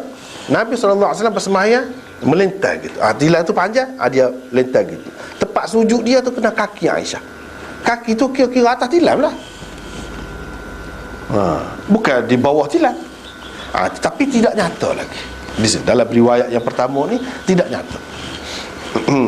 Cuma secara kesimpulan yang kita buat, kalau dia tidur atas tilam, semua tubuh dia atas tilam lah. Termasuklah tempat kaki dia tu. Bila dia lipat, situlah Nabi sujud. Jadi Nabi sujud tak atas apa? Tentulah atas tilam. Sebab kaki dia pun duduk atas tilam juga. Itu secara kesimpulan kita dapat buat, ni dia sujud di atas tilam. Itu perkara yang pertama. Perkara yang kedua, tidak menghalang sembahyang seseorang tu kalau orang tidur melintang. Hak tak bolehnya lalu litah. Litah tu tak boleh. Tapi kalau tetap tidur gitu tak apa. Lalu litah orang sembahyang memang dosa besar. Ni semua ni pengajaran kepada kita. Tapi kalau lagu ni ada dosa besar? Kalau dosa besar tak akan Nabi lah. Tak akan bini dia buat lagu tu. Menunjukkan kalau orang tu tidur tetap tak apa. Dan tidak perlu kata pergi ambil tempat lain. Situlah boleh sembahyang. Boleh sembahyang. Bila dia bila dia nak sujud, oleh kerana lama, apa yang kita kata Aisyah dia tak khabar, dah tidur nak khabar kan. Lepas tu lama dia sembahyang, duduk berdiri tu baca panjang ayat tu. Aisyah menceritakan ada kalanya dia baca surah Baqarah tu. Selamat. Panjang benar dah. Jadi nak boleh sampai ke rokok sujud tu, betul pula dalam kakinya. Bila betul tu, Nabi SAW akan isyaratkan dengan dia sentuh kaki saya, kata dia. Saya pun faham lah, dia nak sujud lah tu. Saya pun lipat kaki. Yang ni Aisyah tu melintas gini. Kalau kita kata kiblat ni, lembek dia begitu. Nabi sembahyang di ujung kaki ni, dia melintas.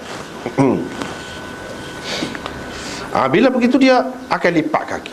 Sinilah Imam Bukhari dan orang-orang yang sependapat dengan dia mengatakan menyentuh perempuan tidak membatalkan air sembahyang. Sebab kaki biasanya kecuali kalau sejuk benar, pakailah stocking. Kalau tidak, tak pakai. Kaki dia tu terdedah lah. Bila dia jamu dalam keadaan gelap pula tu, manalah dia nak nampak sini tertudung, sini tidak tertudung, terbuka misalnya. Dia akan isyarat, dia akan jamu kaki tu Aisyah lipat. Ini menunjukkan dia tidak berlapik. Dalam keadaan tidak berlapik pun tak batal air sembahyang. Kalau batal air sembahyang, mesti dia berhenti. Tak boleh terus sembahyang dalam keadaan batal air sembahyang. Dan kalau memang benda ni boleh membatalkan air sembahyang, tentu Nabi ambil berat. Dia sembahyang, jangan sampai jamuh gitu, dia pergi duduk tempat lain lah. Ataupun dia pesan kau pakai boleh lah stocking tu. Tak ada. Semua ni tak ada. Semua ni tak ada. Bila tak ada, kita pakai dalam keadaan hak biasa lah, hak asal. Hak asalnya kosong. Kalau dalam keadaan kosong tidak berlapik tu, bila sudah sentuh, walaupun dalam sembahyang tak batal. Itulah antara pegangan orang yang mengatakan tak batal air sembahyang walaupun bersentuh tanpa berlapik tu. Inilah antara dalilnya. Jadi bagi orang yang mengatakan berlapik tu, dia kata tak ada dalil berlapik, tak ada tu kan. Dan kalau memang membatalkan sembahyang, tak patut lama duduk cacat sembahyang gitu, masuk batal, kena berhenti. Tak ada sudah sembahyang, tak ada sepenuh. Patut kau buat lagu tu. Kira-kiranya Nabi akan pesan dulu lagi, ataupun dia sembahyang tempat lain kau sikit, jangan jadi berlaku sentuh isteri dia tu. Semua ini tidak berlaku. Bila tidak berlaku, inilah menunjukkan tak batal. Kalau batal dia bertindak, mana boleh sembahyang tanpa air sembahyang. Dia bertindak, ni tidak berhenti. Inilah antara dalil yang kuat juga bagi orang yang mengatakan tak batal air sembahyang sentuh. Kalau kita nak pakai batal, tak apa, pakai. Tapi kalau lagu saat ni, kena berhentilah sembahyang, tak ada sepenuh. Tak boleh kita sembahyang mana dalam keadaan yang membawa kepada tidak sempurna sembahyang kita. Tak boleh. Tapi Nabi telah buat. Tak boleh lagu mana? Kalau kita buat lagu lain, maknanya kita tak turun Nabi. Nabi buat lagu ni. Kita buat susah pula. Kita kata tak boleh. Nabi kata tak apa. Tu dia naknya. Bila orang lain bertemu dengan Nabi SAW, kita kena pakai hak Nabi. Nabi buat lagu mana? Kalau kita beralih pergi tempat lain, jadi tidak serupa Nabi buat dah lah. Kalau nak suruh serupa Nabi buat, atas lembek tu juga. Sembahyang dah sentuh tak apa. Tapi orang Syafi'i tak boleh. Banyak ni saya tak serupa ni. Banyak tak serupa. Banyak tak serupa. Dan sentuh kaki apabila hendak sujud, maka aku melipatkan kedua belah kakiku. Lepas pada tu hala semula. Rumah-rumah pada masa itu tidak ada lampu, kata dia. Yakni itulah antara sebab dia tidak lipat kaki itu. Mungkin ada ketikanya dia tidak jendera molek, dia tahu Nabi nak sujud ke nak gapo, tapi dah kadang lapu tak ada, tak tahulah, dia tak lipat, kena Nabi sentuh dulu. Tak apalah. 473 tu ada beberapa pengajaran daripada hadis ini dan beberapa panduan. Antaranya ialah, satu, lelaki boleh bersembahyang dengan menghadap ke arah perempuan. Boleh. Kedudukan perempuan di hadapannya tidak memotong, apalagi membatalkan sembahyangnya. Yang kita sebut memotong tu sebab dalam hadis ada sebut. Ada sebut dengan perkataan yaqta'u. Yaqta'u tu mana potong. Bagaimanapun sesetengah ulama berpendapat makruh orang lain selain daripada Nabi SAW bersembahyang dalam keadaan seperti itu, kerana dia mungkin sekali terganggu dan tergoda dengan kehadiran perempuan di hadapannya. Berbeza dengan Rasulullah SAW, terutamanya apabila diingat sembahyang beliau berlaku dalam suasana gelap, tidak berlampu. Maka tidak ada kita kata gangguan lah. Kepada kita pun kalau tidak ada gangguan, apa? Kalau tidak ada gangguan, kalau ada gangguan tu iyalah jadi makruh. Kalau tidak ada gangguan, tak apa. Serupa je. Ni jangan kita kata pada lelaki saja, perempuan pun begitu juga. Kalau perempuan semai, suami je duduk tidur, tak apa. Serupa tadi juga. Tapi jangan sampai terganggu. Kalau terganggu jadi makruh. Kalau tidak terganggu, tak apa. Serupa juga sebaliknya, serupa.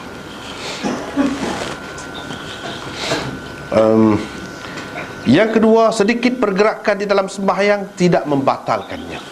2 kali bulan tidak, salah. Sedikit pergerakan di dalam sembahyang tidak membatalkannya.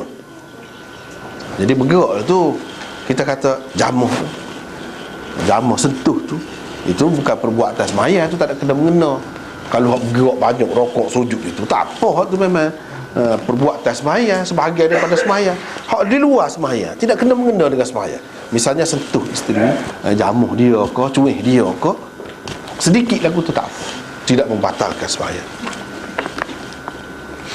Ketiga, keharusan bersembahyang dengan menghadap ke arah orang yang sedang tidur, tak apa juga. Orang yang tengah tidur, padahal kita kata dia tengah tidur, dia tak khabar, boleh jadi dia balik kemari kena kita kok. Tak apa. Bila Nabi SAW buat tu, dia segala kemungkinan yang mungkin berlaku tu, tak apalah. Katakanlah dia tengah duduk tahiyat, bini dia tu balik bak kena atas pohon dia. Sama ada dia tak si tolak, ataupun dia nak tolak, kau lah, tak solat dia lah. Kejut pula kawan duduk tidur dah. Kita kata kau kalau tolak, tak apa. Kalau tak tolak, dia duduk dah, tak apa. Sebab kita menanggung bukan yang kotor. Bukan kotor. Kain dia tidak kotor, betis dia tidak kotor, lutut dia tidak kotor. Apa dia yang menghalang? Tak ada. Supaya juga sebaliknya, kalau perempuan sembahyang, suami dia tu balik, kena atas dia, lagu tu juga. Tak apa. Tak payah kesok lah. Tak payah tolak, tak payah tolak. Biar duduk gitu, tak apa. Sok sembahyang.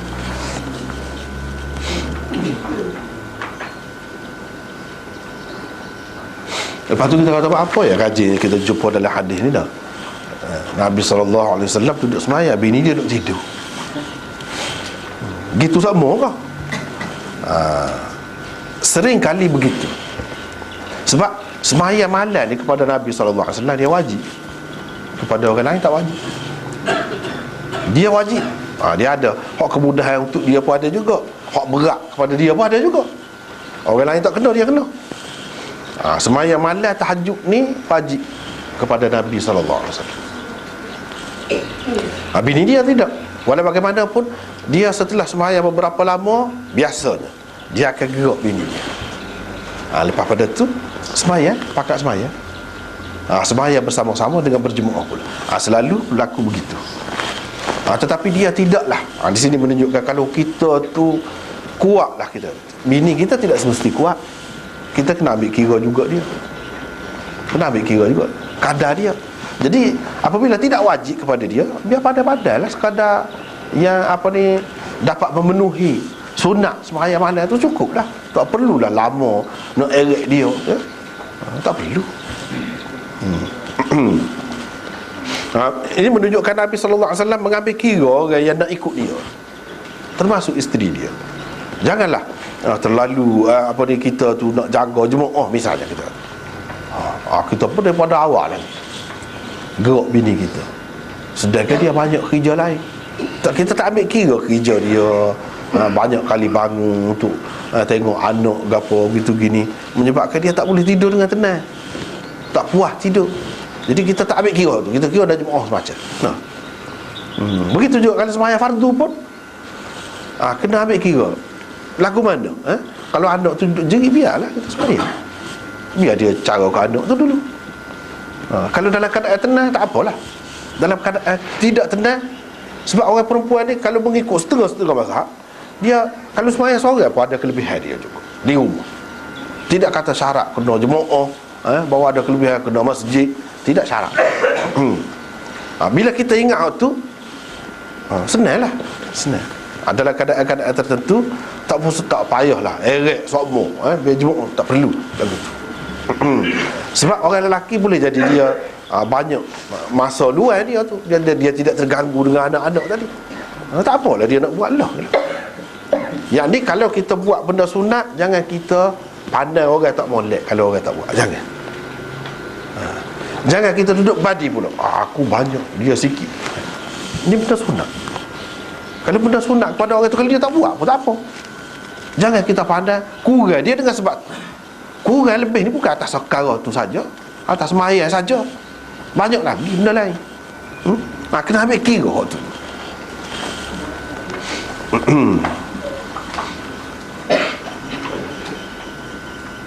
Yang keempat, hadis ini merupakan salah satu dalil Bukhari dan orang-orang yang sependapat dengannya tentang menyentuh perempuan atau bersentuh-sentuhan dengannya tidak membatalkan wudu.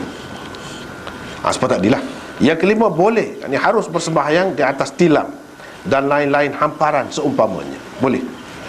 Yang keenam, kata Aisyah bahawa rumah-rumah pada masa itu tidak ada lampu, menunjukkan pada umumnya rumah-rumah pada ketika itu tidak berlampu, atau kalau ada pun tidaklah sebanyak yang terdapat di zaman sahabat selepas pada itulah. Sebab tu dia kata rumah-rumah pada ketika itu tak ada lampu. Jadi zaman dia hidup selepas pada Nabi tu banyak lampu ada, mewah dah, senang dah pada masa tu. Dalam riwayat yang kedua kita tengok Aisyah riwayat ni, dia kata Rasulullah SAW bersembahyang di atas tilam isterinya dalam keadaan dia terlintang di antara baginda dan kiblatnya yang di tempat sujudnya, seperti terlintangnya jenazah, yakni orang mati. Orang mati bila disembahyangkan. Jadi rupanya lagu mana? Lagu itulah kalau kita kata kiblat kot ni. Melintang begitu. Ni orang sembahyang menghadap kiblat.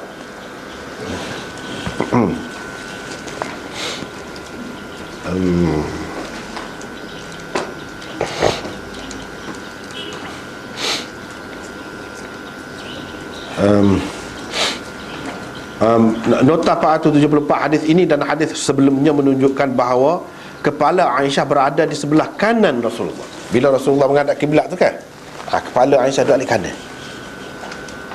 Alik kanan. Sebab kaki dia hak dia jamu tu ada alik kiri. Alik kiri Nabi lah. Gitu. Tetapi Nabi SAW menghadap tu, kaki dia tu sedang menghadap dengan kaki dia lah, tempat sujud Nabi tu.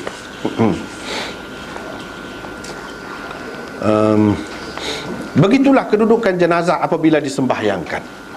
Kepalanya berada di sebelah kanan orang-orang yang menyembahyangkannya. Ini daripada hadis ini setengah-setengah amalan orang kita tu dia buat berbeza. Kalau lelaki, kepala dia alah kanan orang sembahyang tu, alah kanan orang sembahyang. Mana kalau orang berdiri menghadap kiblat ni, kepala tu balik kanan. Tapi kalau orang perempuan dia sibuk, pusing-pusing kata dia, biar kepala balik kiri, biar kaki balik kanan. Sebenarnya tidak ada asas. Ni dia sebut seperti melintangnya jenazah. Jenazah lah ke mana? Kepala dia duduk lewat mana? Sebab tempat sujud Nabi SAW tu kaki dia menunjukkan kepala duduk lewat kanan. Dan dia kata seperti jenazah. Jenazah ni lah ke mana? Ketika orang nak semaya itulah jadi gininya, menunjukkan serupa. Lelaki dengan perempuan serupa. Tak perlu pusing-pusing. Sebab kalau pergi dalam kubur pusing gitu, kalau tak dalam kubur dah. Kalau ni kiblat aliyalah, kepala duduk alik kanan orang masuk, bukan duduk alik kiri. Kalau perempuan serupa dengan lelaki juga. Dan kalau serupa pakai dalam kubur, apa dah atas dia tak serupa. Dan dia kata dah seperti jenazah melintas. Jenazah ni orang letak kepala alik mana? Alik ni. Dan kita tengok hadis ni, kepala Aisyah alik mana? Nabi alik kanan Nabi, bukan alik kiri. Kalau begitu serupa lah lelaki dengan perempuan.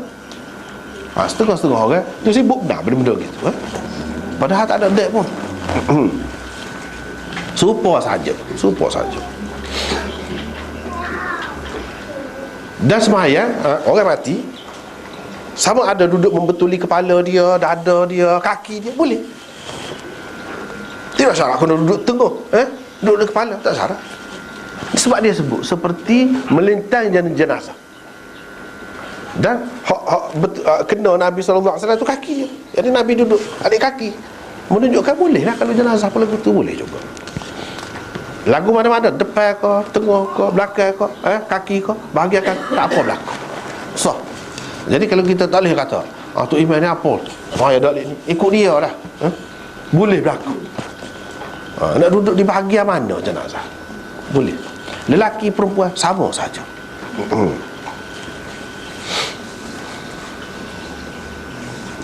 Terutamanya kalau zaman ni kan, dia ada orang letak nak semaya tu, dia dalam keranda gitu kan. Dalam keranda tu lagi tak nampak apa-apa, serupa lelaki dengan perempuan. Ya zaman dulu tu dia ada beza tu.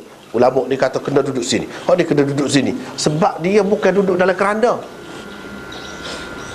Supaya orang plastik tu, tengok orang plastik kan atas apa dia, stretcher tu, gitu je letak. Lepas tu kalau letak kain, satu kain tu jadi nampak, mungkin nampak susuk tubuh perempuan dengan lelaki tu mungkin berbeza. Kalau kita letak gitu, letak dalam keadaan itulah disebut dalam kitab-kitab tu kena jaga supaya tidak jadi terdedah sangat kepada orang yang sedang bersemayam di belakang, nampak tubuh dia. Tapi kalau dalam keadaan sudah ada keranda tu, tak nampak, serupa lelaki dengan perempuan. Tak perlu kena nak tutup, nak jaga, nak melera, nak tutup bahagian mana-mana daripada pandangan orang lain. Tak perlu, serupa. Hak kata perlu gini-gini tu dalam keadaan tadi.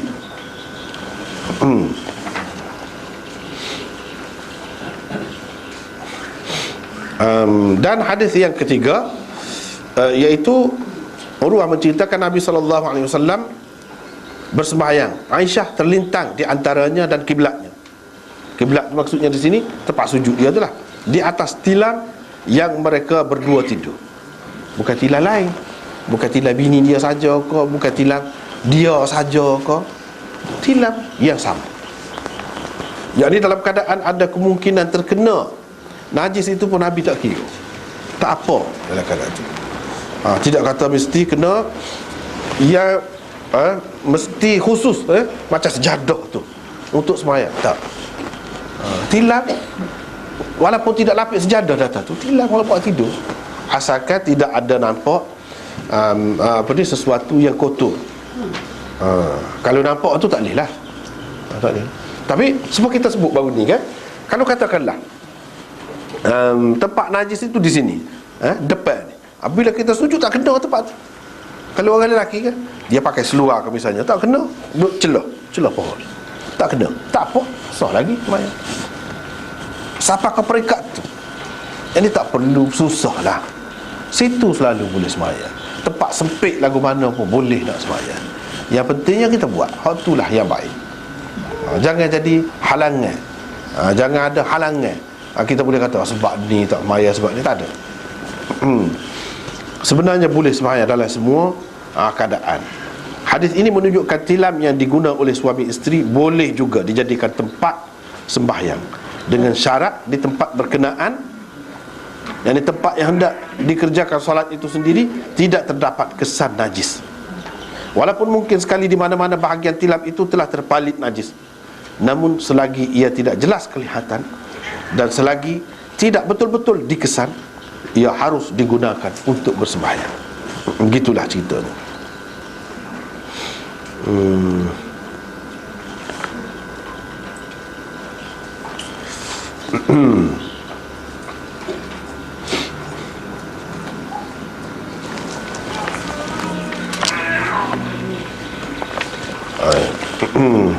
Sekat tu lah juga hari ni lah.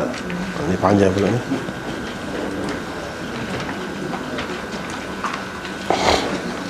Dan begitulah lebih kurangnya perbincangan kita pada hari ini. Ada beberapa hadis, iaitu berkenaan dengan tempat bersembahyang, tempat bersembahyang, dan benda yang boleh dilapik untuk bersembahyang itu sampai ke peringkat tilam. Ya, suami isteri buat tidur pun boleh, tidak ada halangan. Hanya sekadar itulah dulu untuk hari ini. Wallahu a'lam. Wa akhiru da'wana.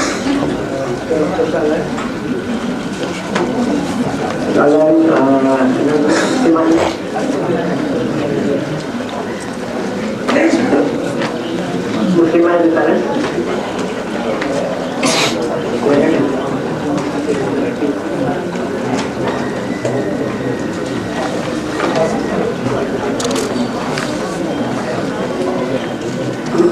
Muslimah, jadi ada tangan dari muslimah. Kalau kita baca semaya disebut ini tak ada bukuan satu subhanallah. Kita baca baca ayat tu dia tak nak sambung lalu lupa dah. Pun bukuan. Hak semua lah, kalau lelaki ada lelaki. Boleh.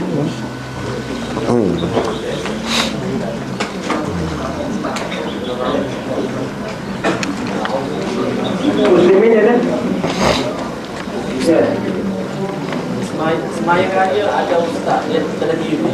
Jadi ada semayang raya, lagi tak ada, boleh di rumah. Tapi kita banyak pendapat orang pun dia begitu. Memang boleh pun. Memang boleh pun. Dan dia tidak syarat khutbah ke apa lah. Semaya saja.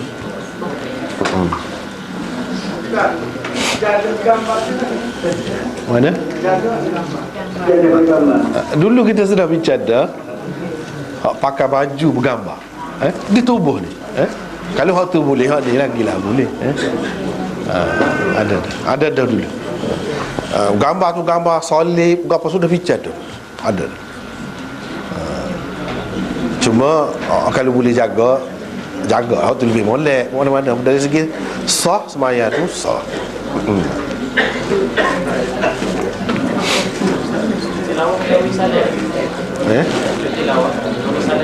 Boleh nak beri salam, tak beri salam pun tak apa. Sujud selawat dalam semaya tak ni? Di luar semaya adalah, itulah sebaik-baiknya. Kalau tidak pun tak apa. Mana? Itu khilaf lah. Ada khilaf lah. Macam-macam minyak pun boleh, petroleum, buah-buah, buah lima, buah nenah, macam-macam. Dia tidak buah anggur saja. Jadi hak boleh dikatakan disepakati tak bolehnya hak daripada buah anggur. Daripada buah anggur. Tapi itu pun kalau mazhab zahiri tak apa. Kalau daripada buah anggur, alkohol makan tak boleh. Makan tak boleh. Tapi kalau bubur dalam air wangi ke apa ke untuk sebagai penahan, tak apa. Masih khilaf lah. Ada orang kata tak boleh, ada orang kata boleh.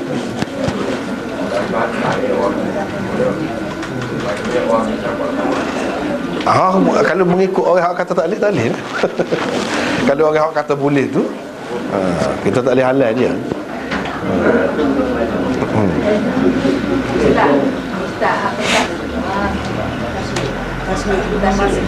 Mana?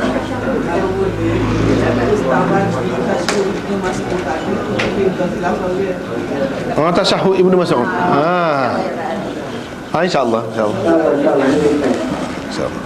Dia tasyahud ni banyak sebenarnya. Ibnu Mas'ud tu antara hak masyhur lah, hak tu yang paling kuat sebenarnya. Kalau buat hak tu lebih banyak, lebih molek sebenarnya. Hak lain tu buat jajaran.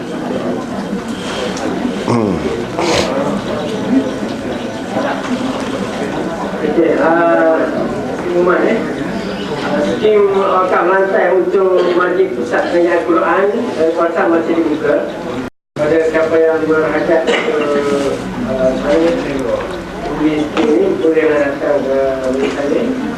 Dan juga pengumuman pihak kerajaan di Kelantan dengan kerjasama Majlis Agama Islam Kelantan dan Kelantan Golden Tech akan mengadakan mini Sina Kelantan di Balai Talundang pada 29 Januari. Dan semua ini dijemput hadir ramai-ramai. Bermula jam 8.30 pagi. Dan juga pada yang tak dapat seat lagi ni boleh ambil sebagai.